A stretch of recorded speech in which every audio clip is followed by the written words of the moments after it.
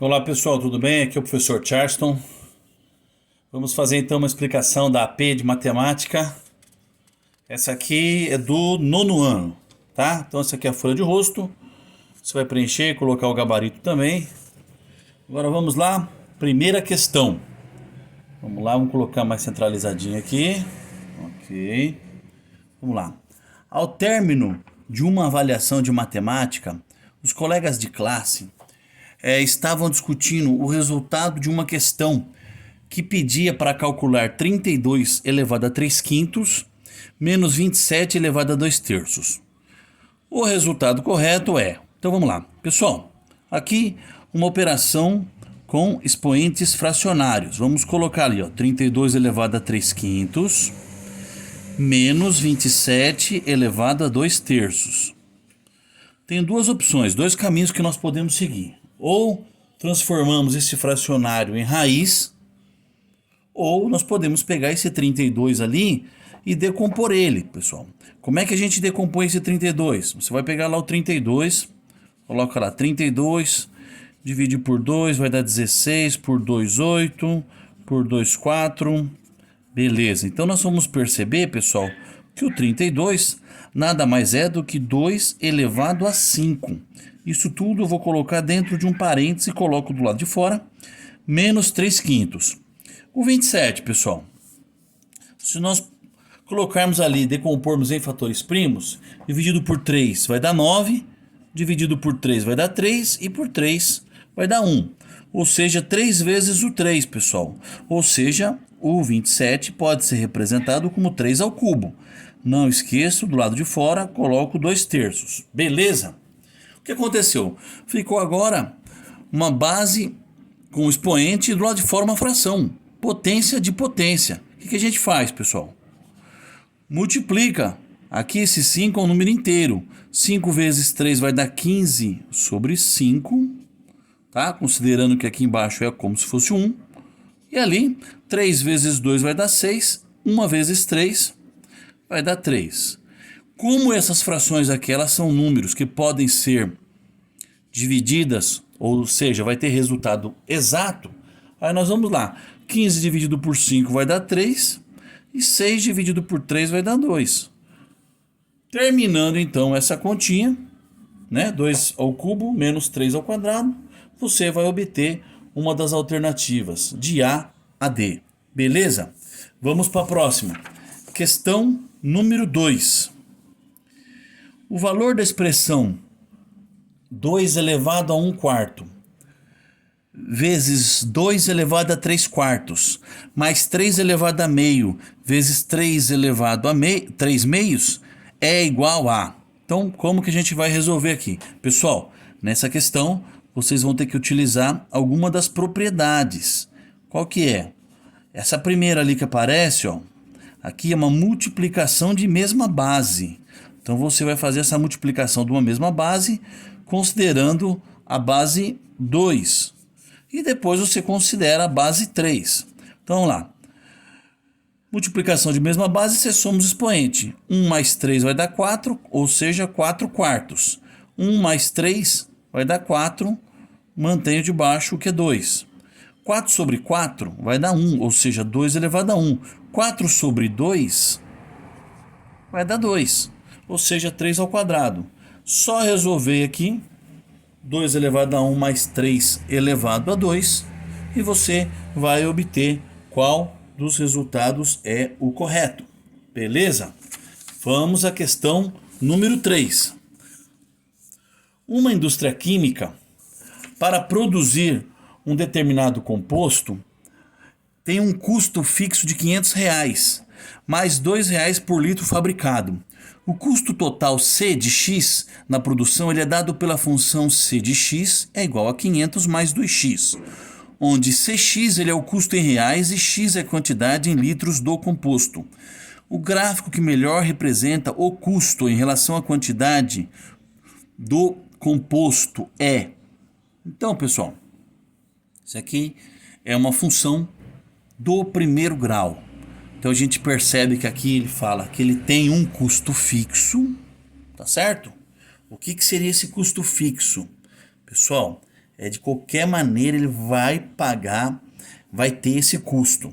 Pode ser aluguel, pode ser conta com funcionários, independente se está trabalhando ou não, ele vai ter esse custo. Ou seja, então, se ele não produzir nada, tiver no zero, ele já vai pagar R$ 500. Ou seja, pessoal, analisando pelos gráficos que nós temos, só observando isso, nós já temos apenas duas opções, certo? Aí você vai observar que a cada litro desse composto, você vai substituir ali, ó, o litro no lugar da quantidade de litros, no lugar do X. E você vai obter então qual que é o gráfico correto. Ou A, ou B, ou C, ou D. Beleza? Ok, pessoal. Agora vamos para a questão número 4. Questão número 4. Como tarefa de casa, um estudante teve de construir o gráfico abaixo. A função que esse gráfico corresponde é... Então vamos observar agora o seguinte, gente. Esse gráfico aqui, ele passa aqui pela origem dos eixos, o ponto 0, 0, certo? Então isso aqui é uma função linear. Então todas as alternativas elas são funções lineares. Para você poder obter qual que é o resultado, né? Claro que o ideal não era usar régua, mas aqui a gente não está vendo outra maneira. Você vai fazer o seguinte, faz um tracinho, né? Aqui, ó, por exemplo, aqui, ó, aqui no 4, aqui tem um ponto, ou é uma impressão, certo? Olha lá, 4. E esse 4, pessoal, olha lá, tá no meu desenho está no 2. Ou seja, quando o x é 2, o y é 4. É uma função crescente. Qual das alternativas vocês acham que é? Aí vocês anotem qual a questão que vocês acham. Muito bem. Questão número 5. Ao ler uma reportagem sobre a produção de celulares, onde uma certa fábrica produz 4 celulares a cada 15 segundos, Marx ficou imaginando quantos celulares são produzidos por dia nesta fábrica. Para auxiliar, ele construiu um quadro com a quantidade de celulares produzidos por esta fábrica em relação às horas trabalhadas. Então vamos lá. Em 1 hora, ele produziu 960, em 2 horas 1920, 3 horas 2880 e etc. Baseando-se na tabela, a representação algébrica de uma função que permite Marx calcular a quantidade correta de celulares produzida em relação às horas trabalhadas é... Observem, gente, a cada 1 hora é 960, certo? 2 vezes 1 hora, olha aqui, ó. Então analisem, pessoal, qual das alternativas que vocês acham que é? Isso aqui, ele vai dar um gráfico, assim, crescente, tá certo? 1 hora aqui, ele vai produzir 960 celulares, 2 horas ele vai produzir, então, 1920 celulares. Analisando isso daí, qual das alternativas vocês acham que é? Peguem e anotem, por favor, beleza? Vamos para a próxima questão. Questão número 6. A fórmula de Lorentz é utilizada para calcular a massa ideal de uma pessoa deve ter em função de sua altura. A fórmula é M igual a H menos 100 menos H menos 150 sobre K, onde M é a massa ideal em quilogramas e H é a altura em centímetros e K é uma constante que vale 4 para homens e 2 para mulheres. Por essa fórmula, uma mulher que tem 160 centímetros de altura, ela deve ter uma massa D. Então, o que vocês vão fazer? Vão pegar a formulinha, coloca lá a formulinha. No lugar da altura, pessoal, a altura que está representada pela letra H, vocês vão substituir por 160. Então, como é que vai ficar? Vai ficar assim, ó. M é igual a 160 menos 100 menos o H, que é 160 de novo, menos 150, tudo isso dividido por K. Lembrando-se como é uma mulher, né? Ela fala que o K, vocês vão colocar 2. Aí vocês vão fazer essa continha aqui, pessoal, e vão dar uma quantidade em quilos, que é a massa da mulher. Aí vocês optem qual das alternativas está correta. Beleza?